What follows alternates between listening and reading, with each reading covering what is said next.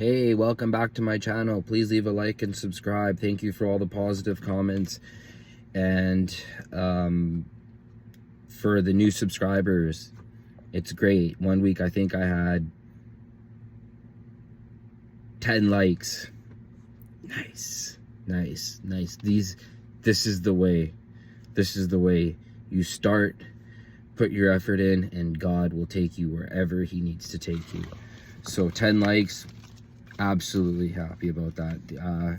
When I started, I got 0 likes. So when someone's like, oh, they get 20,000 likes, you're probably just gonna be like, what the hell? Like, you'd probably feel like you're numb. But let's talk about Elon Musk. Allegedly / Adrian is on Twitter Spaces with Nick Fuentes and Sneeko, and that is awesome.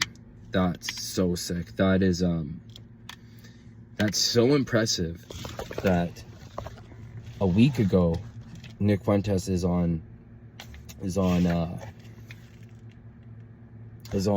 stream with Myron, and he's just like, I have a feeling like I like being alive on Twitter more than I like being alive in real life. And literally less than 7 days later, he's back reinstated, ratioing the shit out of everyone, like putting out big, huge posts and getting massive amounts of likes. And he's talking with Elon Musk, the quote unquote, and I don't believe that that's true. I think that there are secretly more hidden, smarter people than Elon Musk. But on paper, the smartest man in the world, meeting with Nick Fuentes, the guy that talks about power structure, and he talks about things that people are way too afraid to say in public. So, one thing is that if you're just like me, and you like Andrew Tate, and you like Myron, and you like Sneeko, and you think Abba and Preach are weird, and you feel like Ethan Klein is just such a different music channel than you, and just something about the real rawness of the red pill community infused with Nick Fuentes, if you feel like, damn, that's crazy, and then you listen to someone like Tim Pool, like, you will be listening to Tim Pool and you will get angry. You will literally get angry, and you'll be like the whole 2-hour stream Tim Pool did with Elijah Schaefer was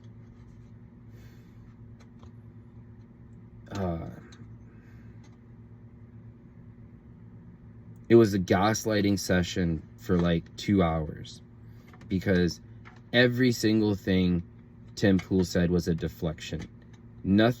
Tim Pool said nothing of any value at all. He didn't say anything useful. He didn't say anything. And when you're being that obviously stupid like Tim Pool, you just got to think, like, is this an act? Can this guy really be this dumb? Can this guy really not be able to even have a conversation? That he literally sounds like if you went to like North Dakota and you found like a Republican mayor, or like some like crazy politician, like a Republican politician, and then you see this like perfect, like, hi, I support wars and I'm a Republican, and then right next door would be Tim Pool. Like, he is that class of people. He is the establishment class, and he wears his beanie to act normal, but he's so far gone. And then you're just literally like, okay, I shut off Fox News and CNN for a reason, and now I have to listen to Tim Pool. And then you're sitting there hearing about how Nick Fuentes is such an idiot. Nick Fuentes is such an idiot. You have Patrick Bet-David won't even pretend to, like, Patrick Bet-David did a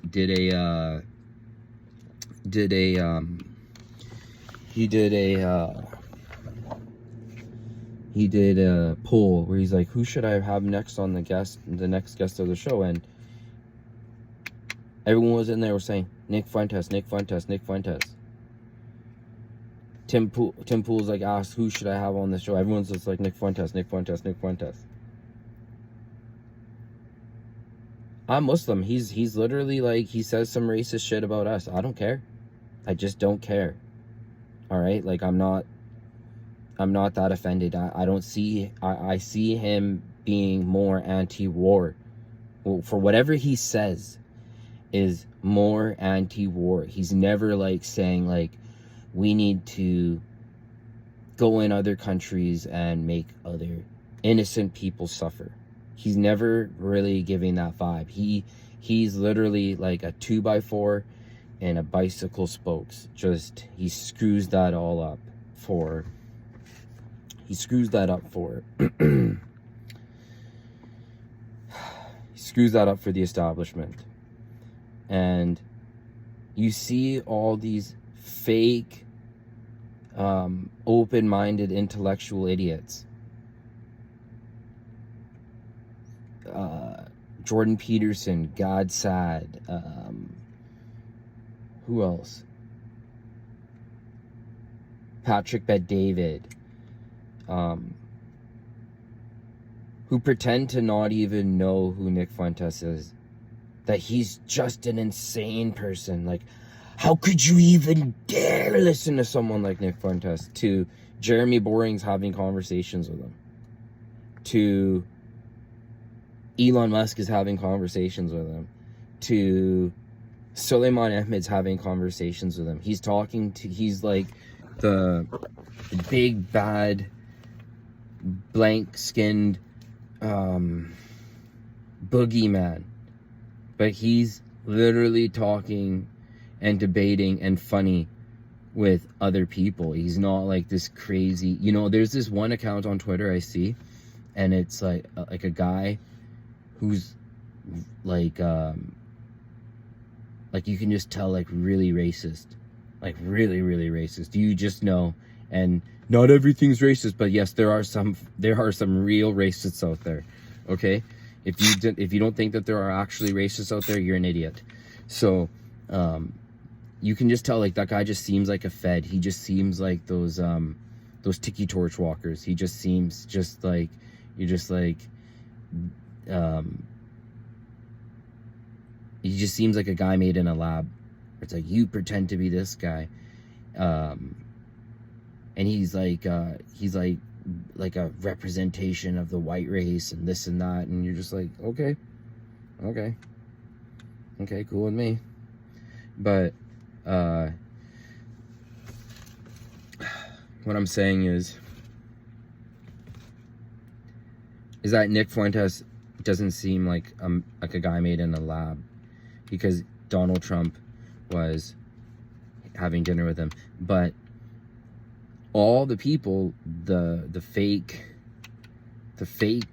intellectuals, the fake, go against the grain guys like Patrick Bet-David, pretend to not even know who Nick is. Won't even say his name. So it's just like, oh my God, aren't we in such a golden age of information? Oh, I used to watch the news on the TV, and then I started using the news on my phone, and I don't watch TV anymore. I'm not 85 years old, 65 years old watching the news like a boomer. I do it on my phone now. I get my news from the internet. But it's Tim Pool. And now you're just seeing like, oh shit, son, y'all played yourselves. Y'all were pretending like you don't know who this person is, and trying to act so hard and this and that, like, how you're so virtuous. Elon Musk's having conversations with Nick Fuentes. That's a thing. That's literally a thing. So, is it a good thing? Is that that's that popular, that type of thinking? Is it a good idea? I don't know, but I also see, like, is the way things are going right now also so great? I don't know. One thing I liked about Nick was he was the first guy that I seen as a gringo to say that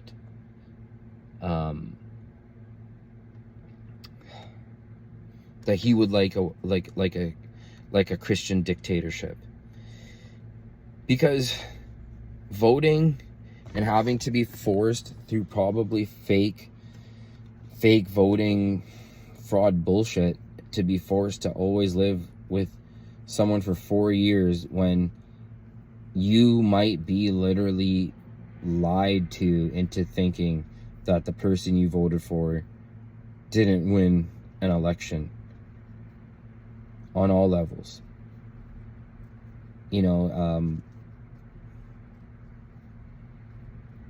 Yeah, just think about that. So the fact that Elon Musk is having conversations with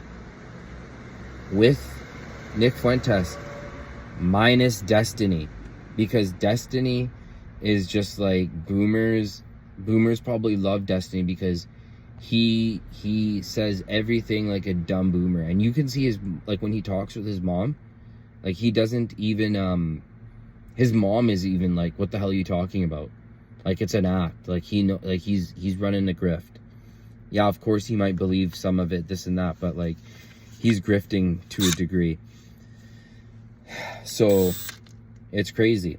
But then there's a censorship bill that just came out, and you're just like, why now? Sneeko asked, like, do you think that Nick being back has anything to do with the new bill that just was passed in the House for, what you can and can't say that happened and what events did or did not happen in the Bible? The one where Tucker Carlson said, is this bill for censorship? Is this bill, Charlie Kirk's like, is this bill banning parts of the Bible? And he's just like, just the New Testament? That's crazy. That's funny. It's funny, actually. And then Elon says that no, Nick's thing did not have anything to do with his ban doesn't have anything to do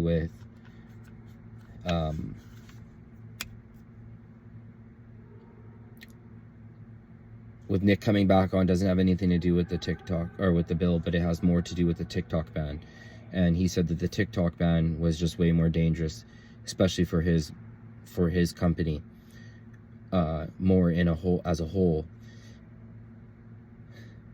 to getting rid of Destiny and those Krasenstein people, like, out of the conversation, to Elon going idea for idea. Elon saying that, oh, it's about statistics, and that if more people say this is true, then how could that be a statistical way of telling the truth? But Suleiman Ahmed quickly came down and said that, like, no, like, the truth isn't based off of majority. It isn't the truth isn't a majority rules type thing. So that's like just the nature of truth, because new information makes things more truer and exposes the lie more. Please leave a like and subscribe. Yeah, please like and subscribe.